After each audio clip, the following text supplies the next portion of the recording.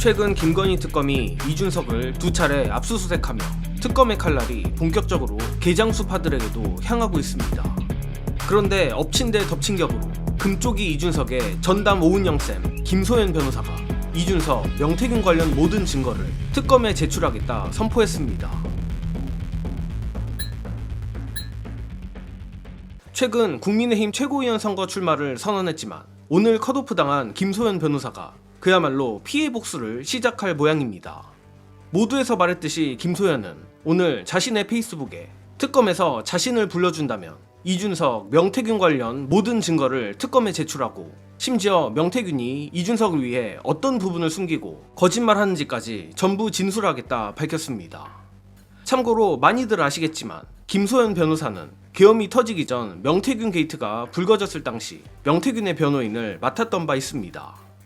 특히 당시에도 김소연 변호사가 진심으로 명태균을 변호하는 게 아니라 이준석 관련 정보들을 빼내서 이준석을 보내버리려는 의도가 다분한 것 아니냐는 의심이 많았는데 이제는 기어이 과거 의뢰인이었던 명태균까지 나락에 보낼 수 있다는 무서운 선언을 한 것입니다. 일단 이번 김소연의 경고를 이해하기 위해선 오늘 김건희 특검 사무실에 출석한 명태균의 발언을 봐야 합니다. 명태균은 1일 오전 김건희 특검의 조사를 위해 사무실로 출석하기 전 기자들에게 2022년 5월 14일 오세훈 서울시장 후보 출정식에서 권성동 의원이 조성명 강남구청장을 향해 내가 당신 공천을 주었다고 말한 것을 많은 사람들이 듣고 나에게 연락해왔다라며 이를 특검에 모두 말할 준비가 됐다고 밝혔습니다. 즉 김소연의 페북은 바로 이 부분을 지적한 것인데 김소연의 주장을 요약하자면 조성명 강남구청장 공천은 명태균이 말한 것과 달리 권성동이 아니라 이준석 작품이라는 것입니다. 또한 과거엔 명태균이 자신에게 강남구청장 공천에 대해 모른다 했다. 명태균이 이준석을 위해 사실과 다른 발언을 한 것이란 취지의 폭로까지 했습니다. 여기에 가장 재밌는 부분은 앞서도 말했지만 김건희 특검이 자신을 불러만 준다면 모든 증거 제출 및 진술을 하겠다고 밝힌 것입니다.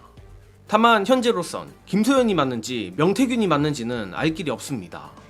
그리고 솔직히 말해 김소연 역시 신뢰할 수 있는 인물이냐 묻는다면 물음표인 것도 사실입니다. 하지만 작년 9월쯤부터 명태균 게이트 관련 뉴스를 쭉 보고 여러분께 공유드렸던 저로선 적어도 이준석에 대해서만큼은 김소연의 폭로가 거진 들어맞는 것 같다는 결론을 내릴 수밖에 없습니다. 특히 이제는 구체적 카톡 내용까지 모두 공개된 이준석의 징계 구명시도 내용을 가장 먼저 터뜨린 것도 김소연이었고 누가 이준석 원수 아니랄까봐 이준석을 공격할 때만큼은 늘 검찰 수사 과정에서 본인이 직접 확인한 자료들을 기반으로 공격하는 등 유독 철두철미한 모습을 보여준 것 역시 김소연 변호사입니다.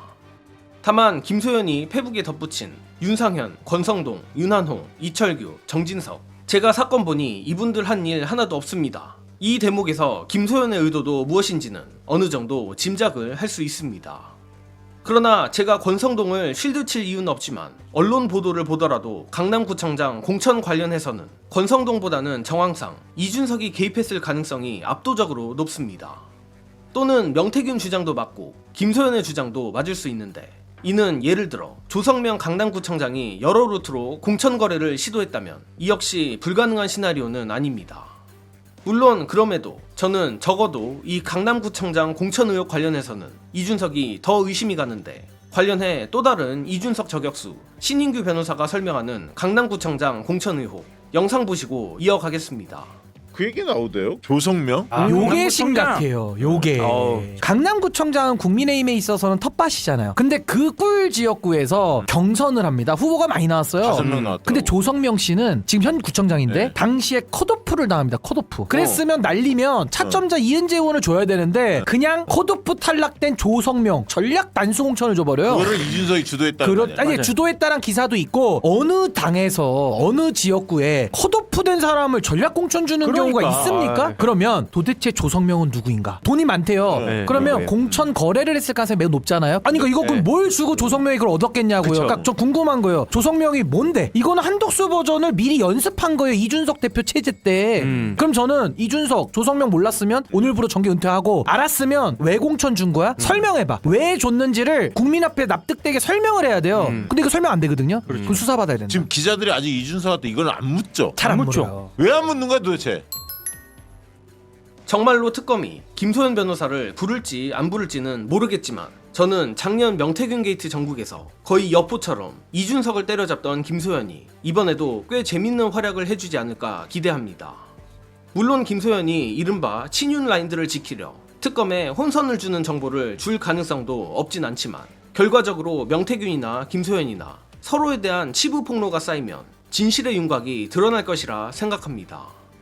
특히 저 한국 보수는 서로 비난할 때만큼은 팩트로 싸우는 유구한 전통이 있는 만큼 각자의 원한과 복수심으로 점철된 개싸움은 결국 개장수 이준석의 멸망으로 끝나지 않을까 싶습니다. 다만 최근 김건희 특검이 맡은 수사가 너무 광범위해서인지 다소 활약이 미미한 것 같은데 그런 만큼 김건희 특검이 이 이준석 수사를 전환점으로 삼아 지금까지의 부진을 만회할 수 있길 바랍니다. 이번 소식은 여기서 마칩니다. 영상 봐주신 여러분 감사합니다.